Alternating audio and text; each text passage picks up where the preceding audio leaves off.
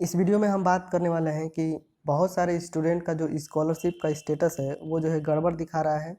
उनका account verification status भी जो है गड़बड़ है और डिस्ट्रिक्ट लेवल से भी गड़बड़ है और करेंट स्टेटस भी गड़बड़ है। ये जो है बहुत ही ज़्यादा समस्या है और इसको जो है आप कैसे सही करा सकते हैं, क्या कर सकते हैं कि जो है आपका ये जो स्कॉलरशिप है वो वेरीफाई हो जाए और आपकी स्कॉलरशिप आ जाएगी। तो इसमें कोई घबराने की बात नहीं है, ये सारी की सारी चीज़ें जो है आपकी सही हो जाएंगी और वेरीफाई हो जाएगा और आपकी स्कॉलरशिप भी आ जाएगी। बस जो मैं बता रहा हूँ आपको वैसे करना है और सारा कुछ जो है सही हो जाएगा। तो शुरू से बात करते हैं, जब हम स्कॉलरशिप भरते हैं और स्कॉलरशिप भर के जो है हम क्या करते हैं कि अपने कॉलेज में, अपनी यूनिवर्सिटी में जो है जमा कर देते हैं। जमा करने के बाद से जो है वहाँ पे फॉरवर्ड हो जाता है और यहाँ पे जो भी कुछ है वो जो है खाली रहता है, कोई यहाँ पे कुछ नहीं दिखाता है।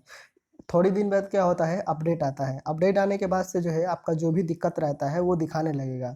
तो यहाँ पे आपका अकाउंट वेरिफिकेशन भी पेंडिंग में दिखा रहा है और डिस्ट्रिक्ट लेवल भी पेंडिंग में दिखा रहा है। आपका जो करंट स्टेटस है ये भी जो है पेंडिंग में दिखा रहा है, ठीक है। Enrolment number, roll number, mark जो है नॉट मिसमैच दिखा रहा है। तो जब ये दिखाने लगता है तो जब आप अपना स्टेटस देखते हो तो वहाँ पे जो है करेक्शन के लिए एक ऑप्शन आता है। तो यहाँ पे जो भी गड़बड़ है वो अपने दोस्तों के साथ जो है अपने स्कॉलरशिप डाटा को मैच करते हो, देखते हो कि तुम्हारा जो है क्या गड़बड़ है, उसको जो है करेक्शन में करेक्ट करते हो। करेक्ट करने के बाद से अपना जो करेक्शन वाला फॉर्म है स्कॉलरशिप का दोबारा से जो है अपने कॉलेज में या यूनिवर्सिटी में जमा कर देते हो। फिर दोबारा से जो है वहाँ से फॉरवर्ड कर दी जाती है। फिर जब दोबारा अपडेट होता है तो आपके जो दोस्त हैं उनका भी अगर गलत था तो उनका जो है क्या हो जाता है, सही हो जाता है। ये जो करंट स्टेटस है वो सही हो जाता है बिल्कुल। ये डिस्ट्रिक्ट लेवल से वेरीफाई हो जाता है बिल्कुल। और ये बैंक वाला तो उनका पहले से होता ही है, बस आपका नहीं होता, उनका होता है। उनका ये जो है नीचे दोनों वाला गड़बड़ होता है। तो जब दोबारा अपडेट होता है तो उनका ये भी सही हो जाता है, आपका नहीं सही हो पाता। ऐसा ऐसा होता है, ठीक है। तो देखो, ऐसा इसी वजह से होता है। आपने तो ये नीचे का जो डाटा है वो सब कुछ सही भरा होता है। नीचे का जो डाटा है वो सब कुछ सही भर के दोबारा से आपने दिया था करेक्शन करके, लेकिन आपका नहीं हुआ। ऐसा इसलिए होता है क्योंकि जो आपका बैंक अकाउंट है जो आपने स्कॉलरशिप में भरा है वो बैंक अकाउंट जो है क्या है, वो जो है आधार से लिंक नहीं है। वो क्या है, आधार से लिंक नहीं है। इसी वजह से क्या है कि आपका ये दोनों गड़बड़ होता है। जब मैं विकास भवन में गया था पता करने के लिए तो उन्होंने बताया कि आपका ये दोनों पेंडिंग में इसी वजह से दिखाता है क्योंकि आपका जो आधार नंबर है वो जो आपने स्कॉलरशिप में बैंक अकाउंट डाला है उससे लिंक नहीं है। तो जब आपका बैंक अकाउंट आधार से लिंक नहीं होता है जो आपने स्कॉलरशिप में डाला है तो जो आपका डाटा जो होता है वो डिस्ट्रिक्ट लेवल पे पहुंचता ही नहीं है। तो जब आपका डिस्ट्रिक्ट लेवल पे डाटा पहुंचेगा ही नहीं तो वो जो है कैसे वेरीफाई करेंगे और इसको जो है कैसे सही करेंगे। इसी वजह से जो आपका स्टेटस है वो यहाँ पे डिस्ट्रिक्ट पे और करेंट स्टेटस गड़बड़ का गड़बड़ ही रहता है और बैंक अकाउंट भी क्या रहता है, पेंडिंग में रहता है। क्योंकि जो है आपका बैंक अकाउंट जो आपने डाला है स्कॉलरशिप में वो जो है आधार से लिंक नहीं है। इसी वजह से सारा कुछ जो है गड़बड़ रहता है, ठीक है। तो इसको सही करने के लिए आपको करना क्या होता है, सबसे पहले आप चेक करें कि जो आपने बैंक अकाउंट जो है जो स्कॉलरशिप में डाला है वो आधार से लिंक है कि नहीं है। तो उसको चेक करने के लिए क्या करना है, आपको सिंपल जो है क्रोम में जाना है। क्रोम खुलेगा, क्रोम या जो भी आपका जो भी ब्राउज़र होगा उसमें जाएंगे और जाने के बाद से सर्च बॉक्स में जो है आपको UIDAI, एक बार पीछे करके भी मैं दिखा देता हूँ आपको। तो सर्च बॉक्स में जाएंगे और जाने के बाद से यहाँ पे UIDAI सर्च करेंगे और UIDAI की मेन वेबसाइट है, खोल देंगे। खोलने के बाद से यहाँ पे नीचे आएंगे और नीचे आने के बाद से यहाँ पे आधार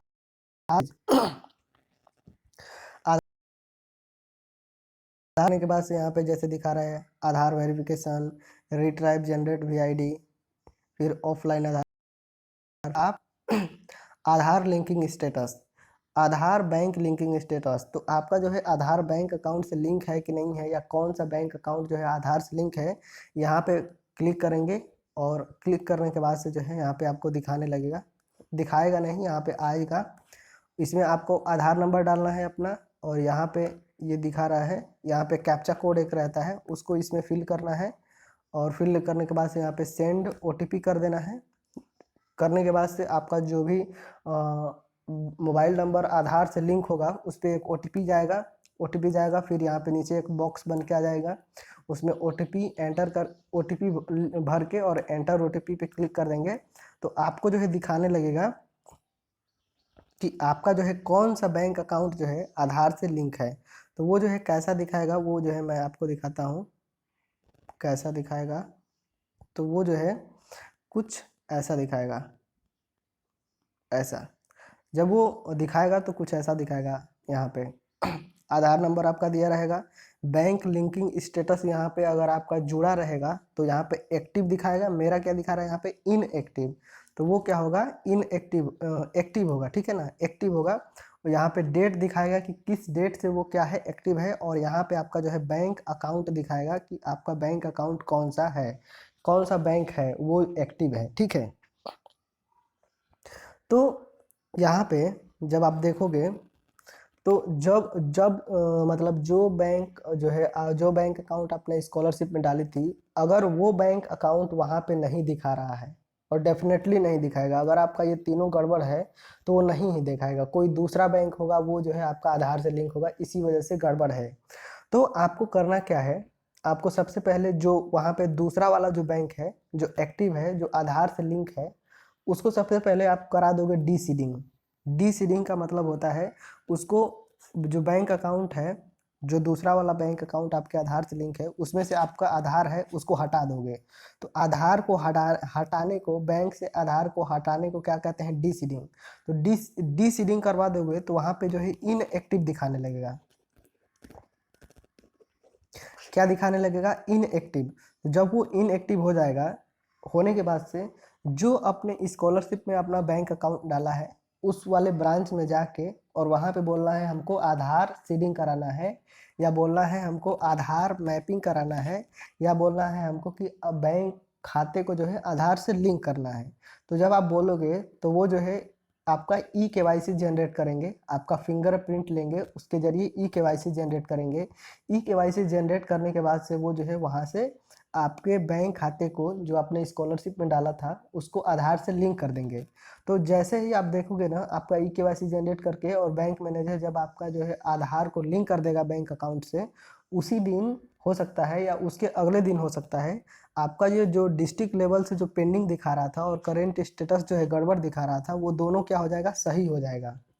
जैसे ही आप आधार सीडिंग करवाओगे, आपने जो स्कॉलरशिप में भरा है बैंक अकाउंट उसमें, तो उसमें जो है ये तुरंत ही उसी दिन या एक दिन बाद क्या हो जाएगा, ये दोनों चीज़ें जो है सही हो जाएंगी, ठीक है।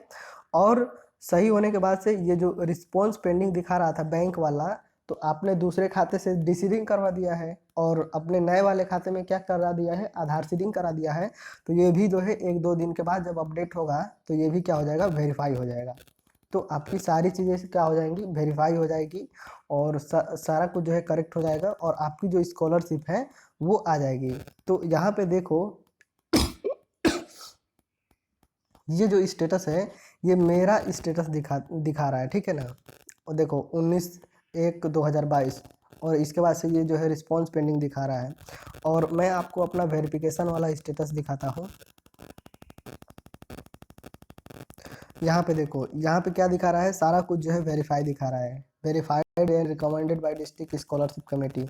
तो ये देखो 14 मार्च को जो है क्या हुआ है, वेरीफाई हो गया है। तो जो है मैंने अपनी आधार सीडिंग करवाई थी ये 14 मार्च को ही कराई थी, और उसी दिन क्या हुआ, ये वेरीफाई हो गया था उसी दिन। और ये बैंक लेवल पे क्या था, मेरा जो है अभी पेंडिंग दिखा रहा था, क्योंकि जो मेरा बैंक अकाउंट है मैंने आपको यहाँ पे दिखाया था, मेरा जो पंजाब नेशनल बैंक अकाउंट है वो जो है आधार से लिंक था। तो मैं जो है अगले दिन गया और इससे क्या किया, इनएक्टिव करवाया, मतलब डी सीडिंग करवाया। तो ये आधार से हट गया तो इनएक्टिव हो गया। 16/3 को देख रहे हो ना, 16/3 को मैंने इसको हटा दिया। तो 16/3 को हटा दिया तो अगले दिन 17 को क्या हो गया, 17 को मेरा जो है बैंक अकाउंट वेरीफाई हो गया, ठीक है। तो ऐसा जो है प्रोसेस होता है, आप भी ऐसे करोगे तो आपका भी क्या होगा कि जो स्कॉलरशिप है वो वेरीफाई हो जाएगी और आ जाएगी, डेफिनेटली आ जाएगी। जब ये सारा कुछ वेरीफाई है तो आपकी स्कॉलरशिप जो है आ जाएगी। बस आप ये ध्यान रखना कि आपका अगर 50,000 से ज़्यादा आने वाला है तो अपनी जो है बैंक खाते की लिमिट जो है एक बार चेक कर लेना, उसको बढ़वा देना, 1 लाख तक करवा देना, ताकि जो है 50,000 से ज़्यादा कोई डिपॉजिट करे तो वो जो है वहाँ पे ना रुके। कई सारे स्टूडेंट का क्या होता है कि 50,000 से ज़्यादा डिपॉजिट होता है, स्कॉलरशिप आती है, लेकिन उनका लिमिट जो है 50,000 तक ही रहता है। मतलब कई सारे दोस्त मेरे यहाँ कह रहे थे, लेकिन हमने अपने बैंक मैनेजर से बात किया तो वो बोल रहे थे कि अगर आपका बचत खाता है, सेविंग अकाउंट है, तो आप चाहे कितना भी जमा कर सकते हो, कोई भी दिक्कत नहीं होता है। तो आप इसको एक बार देख लेना। अगर उस बैंक मैनेजर से बोल सकते हो कि लिमिट बढ़ाना है, तो अगर हो सकता है तो वो कर देगा, तो हो जाएगा, ठीक है ना। तो बाकी कोई दिक्कत नहीं होगी, और ऐसे करोगे तो आपकी स्कॉलरशिप क्या होगी, वेरीफाई हो जाएगी और आ भी जाएगी।